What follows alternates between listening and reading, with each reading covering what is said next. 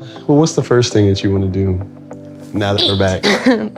That's the most exciting part, is just waking up to her every day and being able to cook breakfast and like send her off to work and get started with my day and wait till she gets home. You know, So I've been wondering about Marshall. He has been very inspirational to me, and I hope to others. His health, his emotional intelligence, his vulnerability, his care, his good listening skills, his maturity, his love. I wonder though, because, and this relationship doesn't offer data to be able to test this, but I wonder if he is capable of being vulnerable truly himself and reaching out to people for him. So there's two categories of people in issues. One is that they have secure attachment and they can take care of other people. And when they need to, they will reach out and ask for help and be vulnerable to others, truly vulnerable, truly vulnerable. Like, I don't know what to do. I'm sad. I need you to help me. I need you to support me. I need you to hug me. I need you to hold me. I need you to listen to me. That kind of vulnerability where it's one person taking care. Because right now, it's a lot of him taking care of her, a lot of him, which is fine. So there's one category where when he needs it, he actually can call on her and others and ask for help. The other category is he can't, or it's hard for him to do that. And there's a lot of different paths to that, but codependency being one, meaning that you feel it's your job to take care of other people. So I don't know, we'll keep an eye on that. But I'm starting to see at least a little sign that it might be the second category, because he just said, I can't wait to make her lunch. I think they both work, right? Let's rewind that. That's the most exciting part, is just waking up to her every day and being able to cook breakfast and like send her off to work and get started with my day. And yeah, so, who knows? But it's that I wake up, I serve her, and then once she's out the door, then I start my day instead of both people's. I don't know.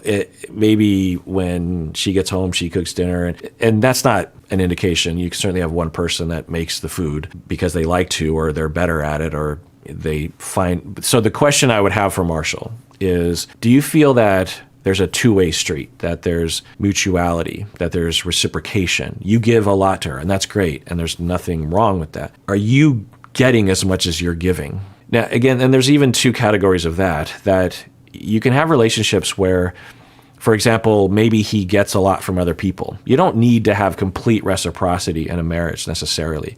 But overall in our lives, we have a lot of needs.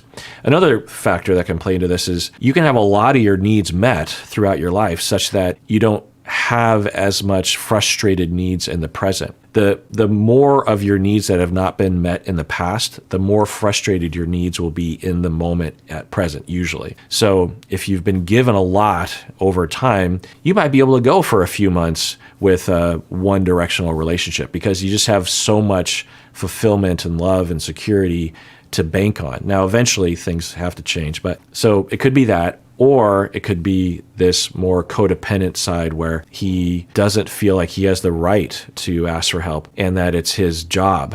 Codependent people, over-functioning people are usually developed in families where they were parentified, they were given a lot of love and attention because they did take care of other people, maybe their younger siblings, maybe even the parents themselves. They were made to feel like they were worthy because they were very independent, very responsible. So I don't know, but let's keep an eye on that, and maybe we won't get any data. I still don't think they believe me. It's kind of one of those things where I just let them sit in it, and then I'll hit them whenever. I'm trying to hold that off as much as I can. You think they would want to meet me? I would hope so. Okay. I keep looking for some data with Jackie and her family. Maybe there's nothing there, but it just feels like there'd be a lot there. Maybe not in the present, but in the past. So I don't know. But she is saying that she told her parents and they are confused by it. And Jackie thinks that the parents really didn't take her seriously. And so she wants to tell them eventually for real, but she wants to wait as long as possible. Who knows what that means, but it certainly isn't a tick in the column of a healthy, open level of communication. Now, we do know that for her, she was taking care of her parents, so maybe she doesn't want to bother them because they're going through a lot or something. I don't know. I think so. And my dad's really cool. Like, my dad'd be like, oh, okay, nice. And then my mom is more like me, but like. Oh, so we'll be fine. I get along with her great. I hope so. Yeah. I hope so. Yeah, and again, Marshall with the health, because for someone else that could be threatening, we could imagine someone in Marshall's shoes feeling hurt by that because Jackie basically just said, my mom is not going to like you necessarily or is going to be skeptical of you. And if you're insecure, worried, you might think if you're Marshall, well, screw her or something like that. Or how come, or you got to convince her, try to triangulate. But instead, he's like, we'll be okay. I'm thinking Marshall's thinking, well, yeah, I mean, if she initially is skeptical, that's fine, but I'm a nice person and I'm sure she'll like me, I'm guessing. There's no reason to believe. So that points to Marshall having, we use this as a jumping off point. So in attachment theory, we have working models of self and working model of others. So our working model of the self is, am I worthy? Who am I? Do I matter? What are the qualities of myself? Do people like me? This kind of stuff. Am I worthy of people paying attention to me? Is it okay for me to be vulnerable? And then working model of others is, are the people trustworthy? Are they loyal? Do they have good qualities? Are they safe? And if you have a lot of and our working models are a product mostly of what we've been through. So when we go through healthy relationships, particularly in our early years, we emerge mostly with a working model of others that is trusting and healthy, and other people are good and safe. Other people are good at their core, meaning that they might exhibit bad behavior or hurtful behavior or angry behavior or rejecting behavior, but underneath it all, they're good people, because that's the rule that has been way more true than not. Most of the time, that's what's happened. When my parents were upset at me, at the end of the day, they still loved me and they cared about me and would listen to me. Sometimes my parents would make mistakes, but in the end, things were usually good. Whereas the opposite, you would have a different working model of other people, right? So, as evidence of his good working model of others, when he hears about a potential conflict with Jackie's mom, and Jackie's not being reassuring at all in this way, which is fine, but Marshall is at least exhibiting that he trusts. He's like, well, I'm sure she's a good person and, things will come around. And whereas if you grow up with a lot of people attacking you, abusing you unfairly, rejecting you unfairly, abandoning you, then if you heard this from Jackie, you would have a major question mark. Is it happening again? I don't even know this person, and I'm already hearing negative things towards me. And the rule that was often true in the past that I would follow, that would pan out, is that in the end, I can't depend on other people. In the end, I can't trust other people. So God knows what will happen in this situation. And now I'm terrified, because what if that happens and then Jackie leaves me? It sort of cascades from there. So I think we're seeing more evidence that his early childhood was sufficient. But who knows? It's hard to tell. The fact that you woke up hella early this morning to make me breakfast. Go to the market and everything. Wow, look at this. I'm about to tear this shit up. Wow, I feel like I'm in a... Can Marshall be more perfect? Now, who knows? Maybe this turns out bad. Maybe Marshall's a horrible person. I hardly doubt it. But, sometimes that happens. For a number of episodes of this reaction series, I was thinking Micah was pretty healthy. I mean, she exhibited healthy behavior, so it seemed like it was potentially generalizable to her behavior in general. Turned out not to be true. So who knows about Marshall? But my goodness. Now, I'm not a pancake person. Maybe a really crispy waffle. I know many of you might hate me now that I'm not into pancakes, but I'm just not. I don't know what it is. People love them. But I'm just like, I don't know. Restaurants. That's so sweet of you. Thank you. Oh. Enjoy. You're gonna eat with me, right? Absolutely.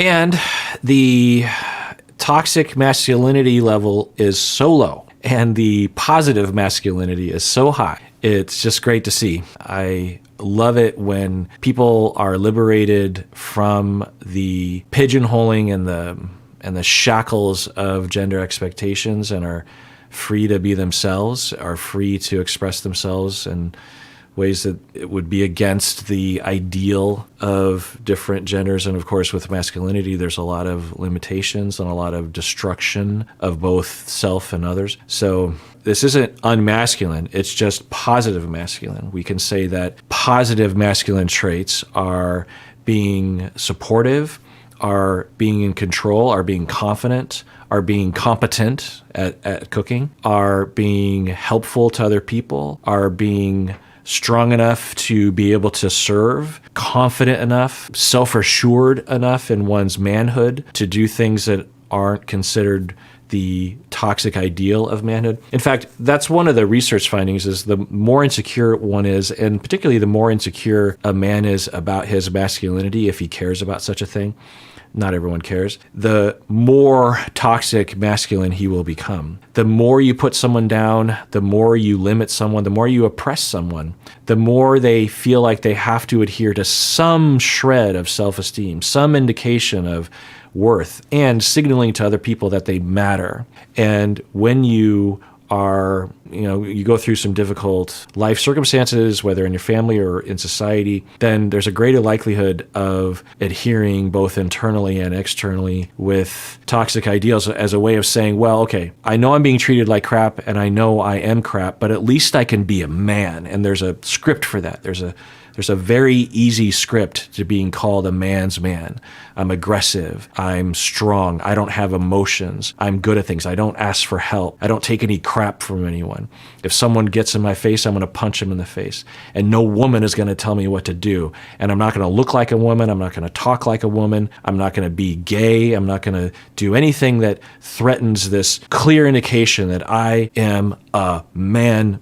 Now, of course, that's not a man. That's this weird Frankenstein version of a man that doesn't exist and certainly is not healthy and it's not human. So it's just something that, so I get, there's just a lot of indications that Marshall has been raised really well with a lot of confidence, a lot of freedom to be who he wants to be. And I'll tell you, as a man myself, it is so much easier to not have to adhere to the toxic masculine ideals. It's such a liberating, wonderful experience. It's so stressful to have to adhere to toxic masculinity. It's very unpleasant. It's very, it requires you to deny yourself. It requires you to be in constant vigilance about your image to others and to yourself. It's exhausting. And I'm just really glad that we can see Marshall in all of his healthy glory, being himself and making her pancakes. Oh shit, this is good. I hope ain't got nothing on you. Nothing. Okay. And how many heterosexual men in relationships right now watching this are just like, Marshall, you're making it hard on us. But, it's probably a good thing. I tried to tell you, girl. I'm gonna be eating like this every day. I'm gonna be easily like 600 pounds. Now, I've been saying for a while now that I wonder about Marshall's ability to underfunction when he needs to. I worry about him feeling like he has to do this. And that is one thing to think about when you're an overfunctioner and you're codependent. There's a lot of pros. There's cons, but there's a lot of pros. You feel good to give. It feels good to give. It feels good to be needed. It feels good to be good at something. It feels good to become good at something and to share it with others. It's fine. And there's a positive side to it, but there's a downside to it, which is that you're not getting your needs met in multiple ways. You're not expressing that. You're also not choosing partners that are likely to give to you. Overfunctioners tend to choose underfunctioners. Jackie doesn't present as an underfunctioner, really, but she does present as someone who has a fair amount of difficulty in life that she's struggling with emotionally. I think it's justified. Anyway, it would soothe my anxiety if I saw him so, quote unquote, underfunction, or if I saw her taking care of him as he cried about something, for example. I don't know. We only see a snippet of their relationship, so who knows? Let alone a fiance who is going to cook me food. I'm not used to this. I've never experienced love, period. So experiencing this is a whole new thing for me. He made up my plate. Usually when people cook, they don't really make people plates, but Marshall made me a plate and I just sat down. And that was so special to me because And that's great that she recognizes it, right? Because the worry would be that someone in Jackie's position or someone with Marshall would appreciate it kind of, but not really appreciate it. Like, wait, this is amazing. And that's a way that you can give back to someone. Marshall gave her breakfast and, attention, and Jackie is now giving back to him with thanks, right? That is a mutuality there. You can receive something and just be like, oh my God, it's so nice. And that's sometimes all people need. You don't need to make them breakfast too necessarily, right? Sometimes all you just need is appreciation, But a lot of times for me, I will do a lot as long as other people acknowledge it and thank me for it. I could spend an entire week working on something on the house, and if my wife hugs and kisses me and says thank you and really acknowledges with her vibe that she gets and appreciates the work that I put into it, then that's all I need. And that's something to think about for our relationships, to not only ask for that, to bid for that, but also give it, to create a culture of that where you acknowledge and appreciate. So pause the video, think about for yourself, what are 2 things that you can appreciate someone in your life. Maybe it's someone you live with, maybe it's a friend or family member or a coworker. No, that's another thing, is appreciation at work goes a long ways. If you're a manager, a boss, if you have people under you. This is something that I tried to do at my university a lot. One of the things that I would come across is we give surveys to all the students after a class, and we ask them to rate the professors. And whenever there was any kind of praise that I could give a professor based on the positive feedback they were getting, I would really try to shower them with that. Even colleagues of mine, even people above me on the hierarchy chart, I would try to go to them and say, hey, a couple students said that you were their favorite teacher and they were in my class. And I just want to say, you're doing a great job, because it just feels good. And I think important to do that it feels just to appreciate people for their hard work. I know what it's like to be a professor and to feel underappreciated. And if I can appreciate, sometimes you'll even hear me say things like, hey, other YouTube channels that you watch, particularly the smaller ones, if you can show them appreciation some way, even if they don't necessarily bid for that or seem to even respond, there's a chance that you are the wind beneath their wings. I've been there for y'all, that I'll bid for that sometimes. I don't need it now. I need a constant, at least small level of it constantly. Really, I do. It is a need of mine. But that's not why I'm saying this right now. I'm just saying, pause the video, think about 2 people, maybe more, that you can show appreciation for. Maybe it's a text, maybe it's a card, maybe it's flowers, maybe it's a conversation, maybe it's a hug and a kiss, maybe it's giving back to them, something. Because it goes a long way, it goes a long way. And it's fair to do that. And it feels good to give someone appreciation and to see them revel in that appreciation. It just feels good. To your kids, you can appreciate your kids for a lot of things. Hopefully you're giving your kids a lot of appreciation when they pick up their toys, when they do their homework, when they graduate from college. Really expressing that to them, being proud of them. Man, it goes a long way. Just think about for yourself, for some of you that never had parents that were sufficiently proud of you or appreciative of you, how far that can go when you get that, And that's the other thing, is you can also bid for it. So also pause, think of 2 things that you would like appreciation for that you can, in a healthy way, bid for it, meaning that you say, hey, I guess I'm just looking for, so here's a little advice, is instead of going, so say you want some appreciation from your partner, instead of going to your partner and saying like, you don't appreciate me enough, or hey, last night when I think, like, you didn't show appreciation, it's attacking someone. It might be justified, but it can push people on their heels and cause them to be defensive. A more constructive way of expressing that is like, hey, so this is just me. So I'm trying to be in my, let me think what I would like appreciation from my wife about. I work hard on this YouTube channel. It's not hard work per se, but it is work, and it does require a certain amount of concentration. And I edit all the videos, especially these videos. I try to make sure that they're good, even though they're not always refined. But I don't know if so anyway, that popped in my head. So obviously that's probably something I'm looking for some appreciation for. Because, I work, this is my job, it's my career, it's how I make money, and it's how I can pay bills and stuff. And so I guess I would like some appreciation. So if I went to my wife, and this is a little weird because of course she reviews these videos before she posts them. So at some point she'll be watching this, but I suppose I should actually just go to her and say this in person. But anyway, I would say, hey, this is just my issue. I know you've appreciated this in the past, so I'm not accusing you of anything. But I think, and this is the way I would word it actually, is I would say, I'm not good about asking for appreciation. I'm not good with that kind of vulnerability. I tend to be more on the pathologically independent side of things. And so I don't even give off the vibe that I need appreciation to you about this all the time, but I think I do. I don't know if I'm just overly needy in that area. I might throw that in there, just get out ahead of that kind of concern. I don't think I'm overly needy about it, but it's good to kind of caveat things because maybe you are overly needy about it, but that's okay. But as long as you throw that out there, it diffuses that defensive worry in your partner. So, I might sprinkle that in and just be like, so I guess I'm just looking for some genuine, if you have it in you, I don't know if you have it in you, but if you have it in you, it'd be great if you could show some appreciation or convince me that you appreciate the hard work that I put into it. Cause when I do this, I do it a lot for you. What's that song? Bryan Adams. Everything I do it for you. Is that from Robin Hood?